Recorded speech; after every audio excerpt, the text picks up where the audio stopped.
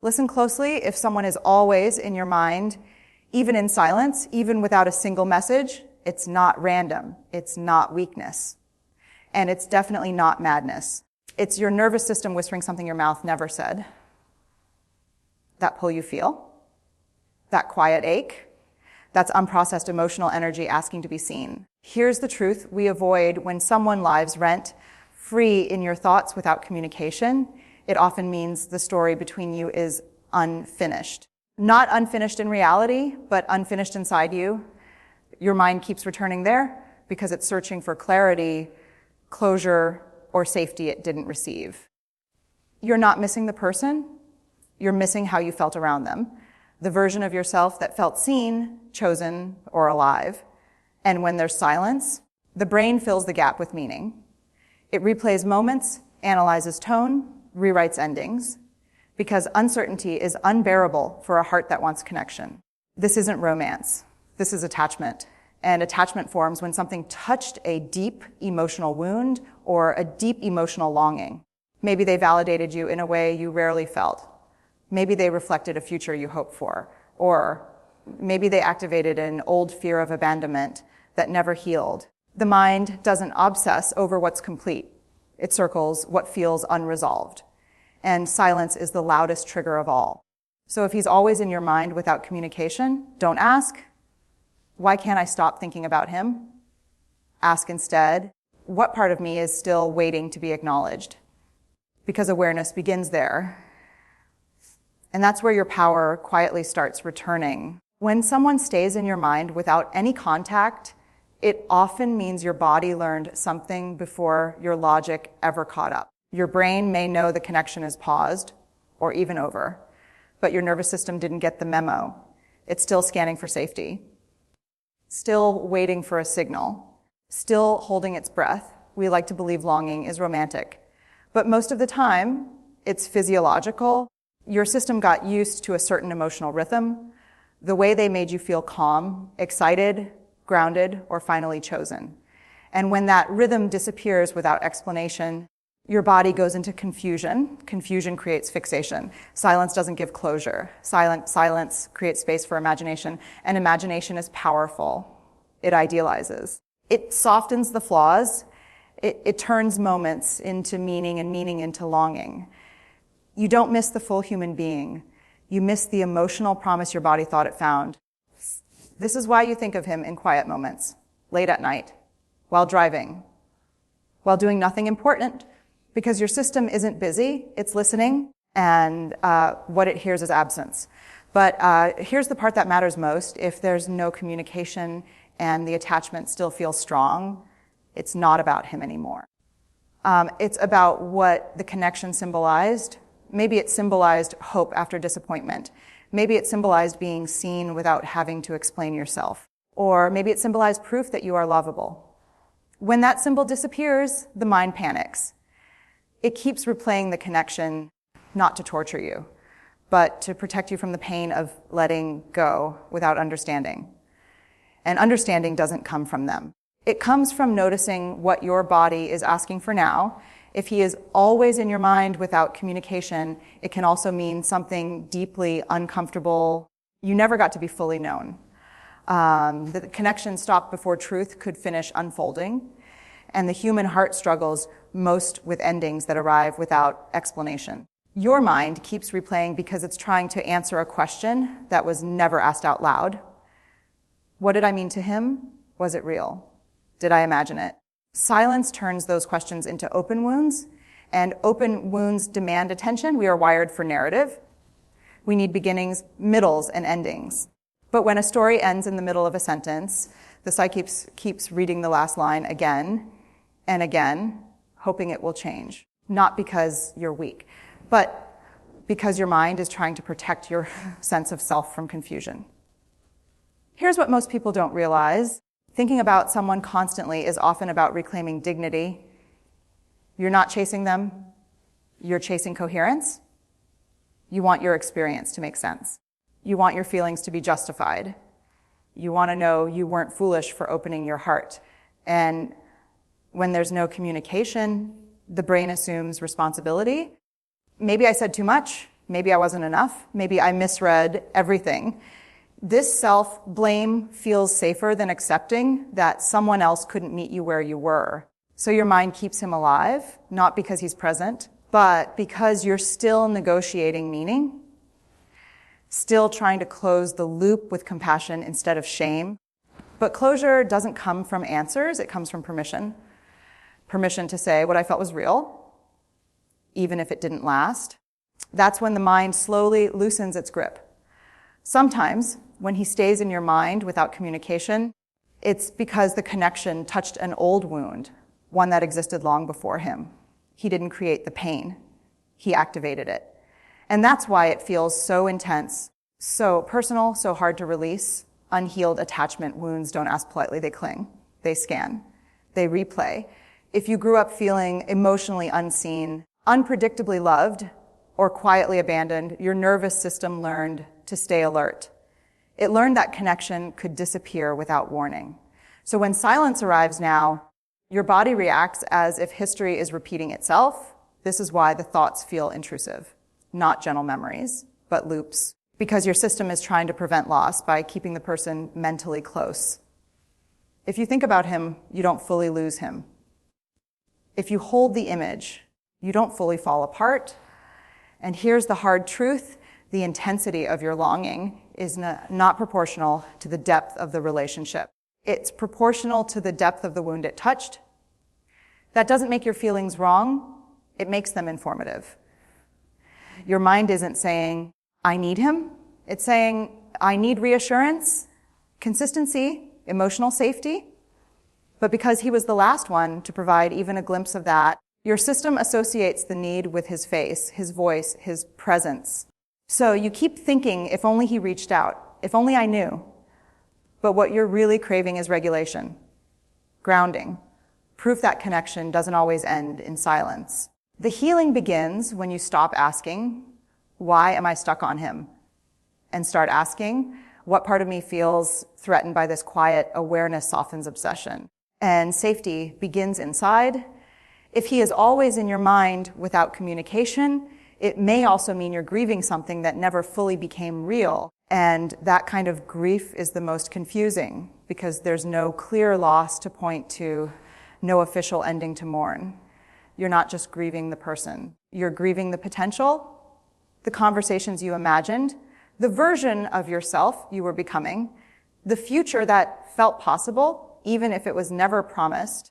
And because nothing was finalized, your heart doesn't know where to place the sadness. This is called ambiguous loss. The kind that lingers because there's no funeral, no goodbye, no moment where the world acknowledges your pain. So your mind keeps the connection alive, hoping the story might still turn into something solid enough to hold. And here's the paradox: hope and pain often live in the same place. As long as there's no communication, part of you believes the door isn't fully closed. That belief keeps you emotionally alert, waiting, interpreting signs, reading meaning into silence. But waiting is exhausting. It quietly teaches you to put your life on pause while someone else stays absent. And over time, the mind confuses intensity with importance. You start thinking, if I feel this much, it must mean something profound. Intensity does not equal destiny. It often equals uncertainty.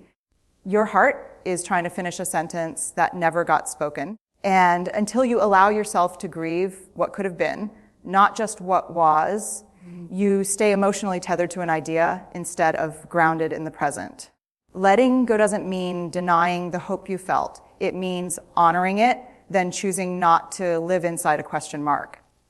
When he stays in your mind without communication, there's another layer most people avoid admitting. Part of you is still waiting to be chosen. Not logically, but emotionally. And that waiting keeps the attachment alive. Being chosen feels like relief, like confirmation that you matter, that your openness wasn't a mistake. And when communication stops without clarity, the mind fills the silence with one central question: will he come back and pick me? This isn't about pride. It's about worth. Because when someone leaves quietly, it can feel like a silent verdict on your value, even when it isn't. The absence becomes personal, and your inner voice starts negotiating. If he reaches out, It means I was enough. If he doesn't, maybe I wasn't. So your thoughts circle him, not because you want to chase, but because you want reassurance without having to ask for it. You want the story to end with affirmation instead of ambiguity. But here's the truth that heals being chosen by someone who cannot show up consistently doesn't actually restore your worth. It delays your self-trust, because the moment your value depends on someone else's return, you give away your power. The mind fixates when dignity feels unresolved, and dignity returns when you choose yourself without waiting for permission, when you stop measuring your worth by whether someone remembers you. You don't need him to come back to be valid. You don't need a message to confirm your impact. What you felt was real because you felt it, not because he responds.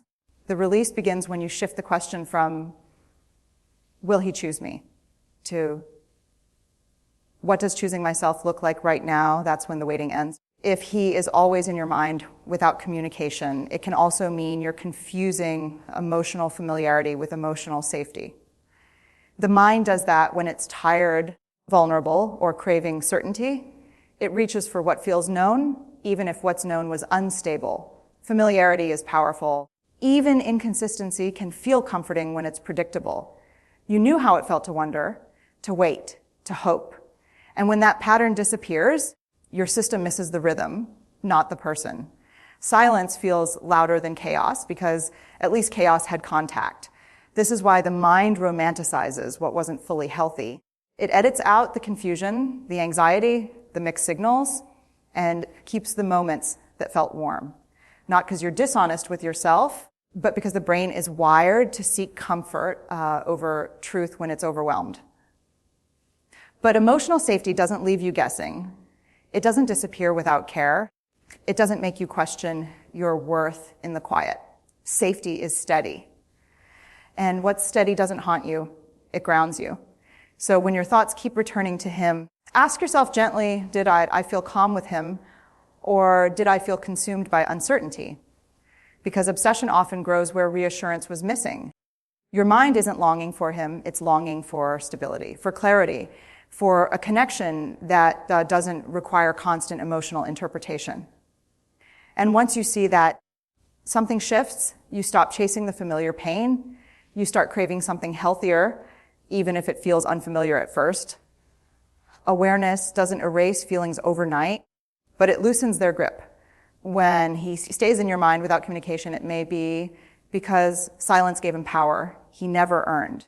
The absence created a vacuum, and your mind rushed in to fill it, not with facts, but with fantasies, explanations, and imagined depth. Silence is dangerous because it feels meaningful. We assume if someone didn't speak, it must mean something big, something heavy, something final, or worse, something about us, and the mind hates not knowing. So it starts building stories to survive the uncertainty. You imagine what he might be thinking. You assign him complexity, sensitivity, struggle. You give reasons for the distance, reasons that soften the pain. And slowly, the version of him in your head becomes more present than the real person ever was. But here's the grounding truth people who want connection create it. People who value you don't let silence speak for them. When there is no communication, the meaning is in the behavior, not in the explanation you create to make it hurt less. Your mind keeps him alive because letting go would mean accepting a reality that feels too simple, too blunt, too disappointing. But simplicity is not cruelty, it's clarity. Silence doesn't mean he's thinking about you too. Silence means he's choosing not to engage. And that choice, while painful, is information. The moment you stop negotiating with silence, you reclaim your emotional authority. You stop giving depth to absence and start giving meaning to presence, your own. You don't need to demonize him. You just need to stop mythologizing him. Type 9 when you're ready for the next section. If he is always in your mind without communication, maybe because a part of you is still resisting acceptance, not acceptance of the ending, but acceptance of what is. And resistance is exhausting. It keeps the heart tight and the mind loud. Acceptance doesn't mean you agree with what happened. It doesn't mean you're okay with the silence. It means you stop arguing with reality, because every time you think he should have reached out, or one day he'll explain, you reopen the wound and call it hope. The mind revisits him because letting go feels like losing control. As long as you keep thinking, analyzing, replaying, it feels like you're doing something, like you're protecting yourself from finality. But rumination isn't protection, it's delay. And here's the quiet fear beneath it all. If I let go, what if it meant it never mattered? What if releasing the thoughts meant erasing the meaning? But meaning doesn't disappear when you stop holding on. It integrates. It becomes wisdom instead of weight. You are not betraying the connection by moving forward. You are honoring yourself by refusing to live in emotional suspension. The mind settles when the heart decides, I don't need more information to choose peace. Acceptance is not a moment, it's a practice. Each time the thought returns, you gently remind yourself, I see you. But I choose presence over replay. And slowly, the space he occupied becomes space you can finally breathe in. If he is always in your mind without communication, it doesn't mean he is your destiny. It means your heart is ready to learn something deeper about itself. And this is where the story truly ends, not with his return, but with your reclaiming. You were never meant to live inside unanswered questions. You were meant to live in clarity, in self-trust, in emotional truth. The thoughts were never punishment. They were signals. Signals asking you to slow down, to listen, to heal the part of you that learned to equate silence with worth. The moment you stop waiting for a message that may never come, you free yourself from invisible chains. Not because you stopped caring, but because you started caring more about your peace than about potential. What stays in your mind without effort is not always love. Sometimes it's a lesson. Sometimes it's an invitation to grow beyond what once felt familiar. And sometimes it's your soul saying, this is as far as this connection goes. You don't need closure from someone who chose distance. You become whole the moment you stop asking them to complete the sentence. Let the thought pass. Let the memory soften. Let the attachment loosen, not with force, but with compassion. Because when you finally choose yourself without conditions, the mind grows quiet. And in that quiet, something stronger than longing is born: peace.